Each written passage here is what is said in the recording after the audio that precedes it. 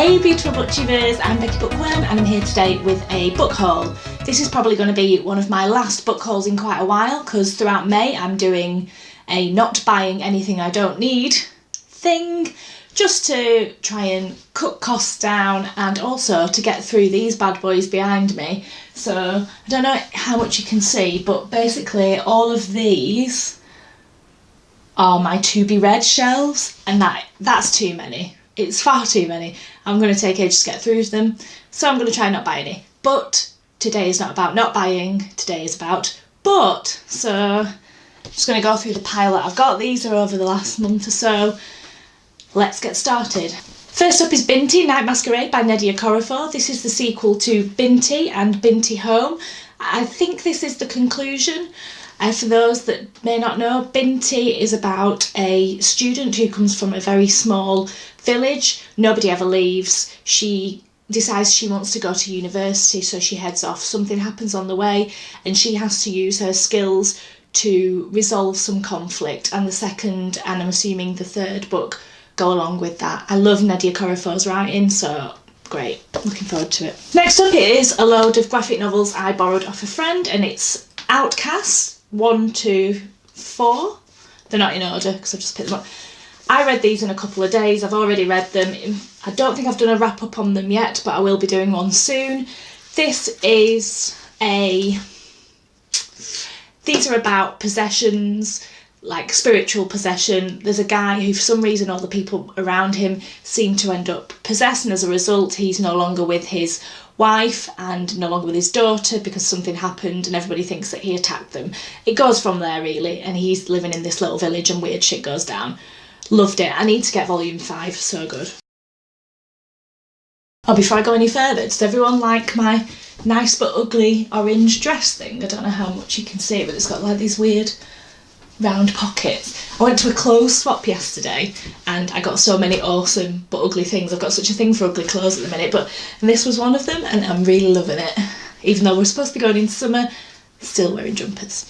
The Silver Tarp by Catherine Clements. I bought this because I've just finished reading The Coffin Path by her and I absolutely adored it. It was a really creepy, spooky book, and I think this is going to be the same. So 1648, orphaned heiress Lady Catherine Ferrers is forced into marriage for the sake of family honour, but with Cromwell's army bringing England to its knees, her fortune is the real prize her husband desires. As their marriage becomes a prison and her privileged world crumbles, Catherine meets her match in Rafe, a lover who will lead her into a dangerous new way of life where the threat of death lurks at every turn. Enter Kate Ferrers, highwaywoman, the wicked lady of legend, brought gloriously to life in this tale of infatuation, betrayal and survival. So sounds like the female character in this is going to be all kinds of amazing, hence why I picked it up. Let the Right One In by John Ajvide Lindqvist. Hopefully I'm pronouncing that right. I read this a while ago and watched the film Let the Right One In, which is it Swedish? I think it's a Swedish film, and then it was remade in America. Don't really know why they bothered to remake it because it was basically exactly the same story. There was nothing different. The original, watched that, absolutely fantastic. So I wanted to read the book again because I remember really, really liking it, so I got it. Unfortunately, because I bought it secondhand, it's got the movie cover on it. Finally got my hands on Beneath the Sugar Sky by Shona Maguire. This is the third book. I don't know what we're calling these books, but they're from As Every Heart a Doorway. This is the third book. I don't know much about this. I don't want to know much about this, but I know it's linked with the other two, so I'm excited to see how the story progresses, and I hope that I like it as much as the other two.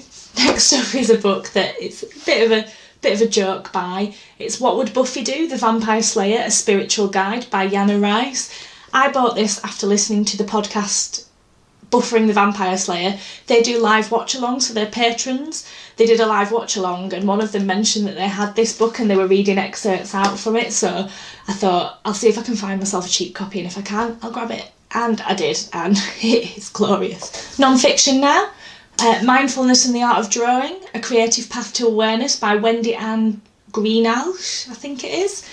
This was a book mentioned by a YouTuber artist I follow called Mini Small, I think it is, or Semi-Skimmed Min. And it's just really about losing yourself in drawing, but it's also quite a beautiful book. I haven't read it yet, but her review of it sounded very useful. I'm trying to be an artist. I'm trying to get better at what I do, and I'm hoping that this will help. Certain Dark Things by Silvia Moreno Garcia. Unfortunately, it's an ex-library book, so it's got a bit of a barcode on it. But I read Signal to Noise last year and really loved that book. This is a vampire-y one. It's not linked to the other one in any way, but I really adored her writing, so I'm excited to see what this one is about. I don't know much about it, and I don't really want to. I want to go into it a bit blind, really. I read a book recently about the history of arsenic, namely the arsenic in wallpapers during Victorian times and that kind of thing, and they mentioned this book, and this is The Yellow Wallpaper by Charlotte Perkins Gilman, and this is a book that was written a very long time ago, 1892, and it, as far as I can tell, it's very small, but it's one of the first examples of feminist literature, and it tells the story of a woman who feels like she's slowly going insane in this room that's got yellow wallpaper. From what I've heard, you don't find out whether it's in her mind or if it is the wallpaper, but it sounded so intriguing in the book that I had to give it a read. Got my hands on a copy of Kill Creek, been after this for a while, and my local bookshop didn't get it in, so in the end I caved and ordered it online. This is by Scott Thomas. From what I've heard, this tells the story of a group of writers who all go to a big haunted house, and it just goes from there. This is a really nice copy as well. It's got French flaps and decal edges, which I am a sucker for, but I've heard nothing but good things about this and I'm really excited to read it. Ended up buying another book by John Ajvide Lindqvist, which is the guy that wrote Let the Right One In.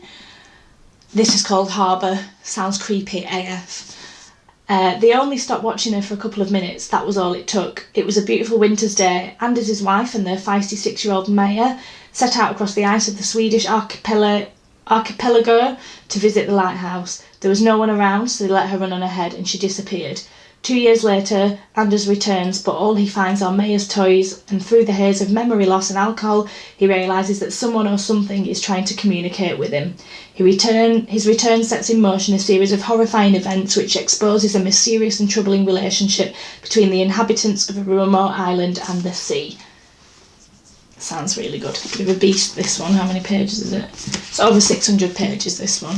Next up is a book that the guy in the bookshop talked me into getting when I was paying for one of my others. The History of Bees by Maya Lund. This, as far as I can tell, this is a dystopian story that spans time, and it's from the perspective of 3 different narratives that gets pulled into one. Again, don't want to really know any more than that, but I thought when the guy explained it to me it sounded pretty interesting and he gave it me half price, so... Now, graphic novel, Sex Criminals Volume 3.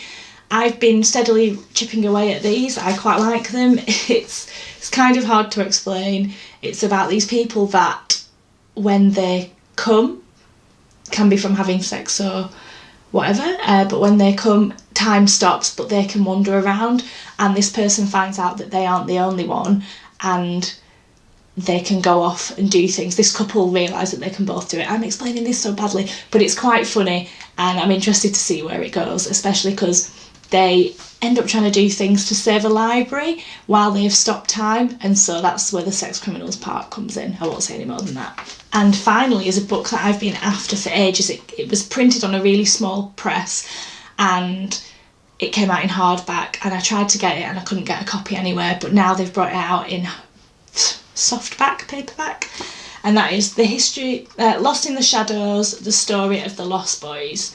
The Lost Boys is one of my all-time favourite films. It was a favourite in childhood. I'm a child of the 80s, this is my era, and I bloody love it. So I've managed to get this. I've somehow not had a proper look at it yet, I've just had a flick through, but it just looks so good. There's loads of behind the scenes interviews and loads of behind the scenes pictures, and of them like putting makeup on. So like I said, this is going to be hopefully the last haul in a while I try and get through my bookshelves galore that we have back here. I'll be back soon probably with a wrap up, and I might try and do some tag videos because I don't do those very often and I think they're really fun, but I buy so many books I just end up doing hauls all the bloody time, so hopefully not doing hauls all the time will mean I've got time to do the other fun things as well. So if you like this video, please give me a thumbs up and please subscribe, and I'll be back soon. Big hugs.